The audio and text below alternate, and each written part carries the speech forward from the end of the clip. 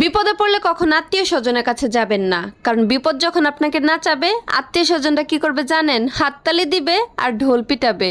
চায়ে ডুবে যাওয়া বিস্কুটকে কখন আরেকটা বিস্কুট দিয়ে তুলতে যাবেন না, তাহলে হাতে যেটা আছে ওইটাও ডুবে যাবে।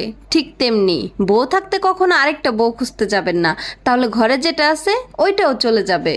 করলার মধ্যে আপনি যতই চিনি মেশান না কেন, করলা সবসময় তিতাই থাকবে, কারণ তার স্বভাবে শুধু তিতাটাই আছে। ঠিক তেমনি কিছু স্বার্থপর আর মতলববাজ মানুষকে আপনি যতই ভালোবাসেন আর যতই সম্মান করেন না কেন, তারা কোনোদিন আপনার আপন হবে না। দুনিয়াটা হলো ভাড়া বাড়ির মতন, যতই সুন্দর করে সাজাও না কেন, মালিকের নোটিশ পাওয়া মাত্রই ছেড়ে চলে যেতে হবে। একটা কথা কি জানো? তুমি যদি সফল হও তাহলে তোমার ছেঁড়া জামাটাও হবে ইতিহাস, আর তুমি যদি কোনোভাবে ব্যর্থ হও তাহলে তোমার স্যুট পরাটাও হবে উপহাস। এই সমাজে সবাই হচ্ছে ধোয়া তুলসী পাতা, শুধুমাত্র আমিই হচ্ছি নিম পাতা। তবে একটা কথা কি জানো? তেতো হলেও না কোনোদিন কারো উপকার ছাড়া ক্ষতি করি নাই। তর্ক যদি করতে হয় তাহলে জ্ঞানী লোকের সাথে করেন। যদি আপনি জিততে নাও পারেন তারপরেও অনেক কিছু শিখতে পারবেন। আর যদি মূর্খের সাথে তর্কে জড়ান, জিততে তো পারবেনই না, উল্টা আপনার মান সম্মান যেটুকু আছে ওইটুকুও শেষ হয়ে যাবে। জামাই যদি খারাপ হয় তখন মেয়ের মা বলে, কি করবি মা, ধৈর্য ধরে সংসারটা কর, নিশ্চয়ই তোর কপালেও একদিন সুখ হবে। আর যদি বউটা খারাপ হয় তখন ছেলের মা বলে, বাবা ওরে তালাক দিয়ে দে, তোরে ওর থেকেও ভালো বউ বিয়ে করাবো। আমি আমার জামাইয়ের অনেক ভালো একটা বউ, আর এরকম বউ 2-4 এলাকায় খুঁজেও পাওয়া যাইব না। কি ভাবতেছেন নিজের ঢোল নিজে পিটাইতেছি? আপনি ঠিকই ভাবতেছেন, কারণ অন্য মানুষের যদি ঢোল পিটাইতে দেই তাইলে তো সে ঢোলটা ফাটাই ফেলবো, তাই আর কি নিজের ঢোল নিজেই পিটাই।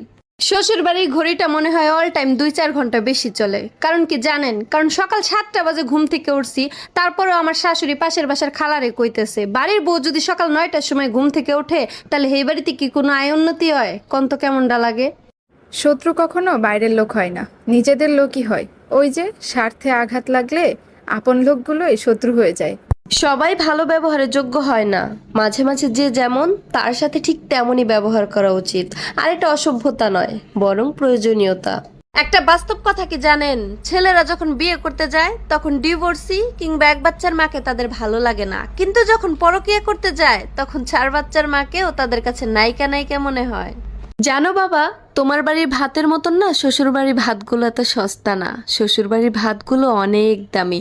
এজন্যই তো কিছু কিছু মেয়েকে জীবন দিয়ে হলেও শ্বশুর বাড়ির ভাত খেয়ে যেতে হয়। একজন বাবাকে লেখা তার মেয়ের শেষ চিঠি। সব আত্মীয় আপন হয় না, কারণ ঘসিটি বেগম ছিল নবাবের আপন খালা, আর পলাশির যুদ্ধে সেই ছিল নবাবের সব থেকে বড় শত্রু। এজন্যই তো পাশে থাকলেই সবাই আপনজন হয় না। বানান ভুল হলে যেমন শব্দের মানেটাই পাল্টে যায়, ঠিক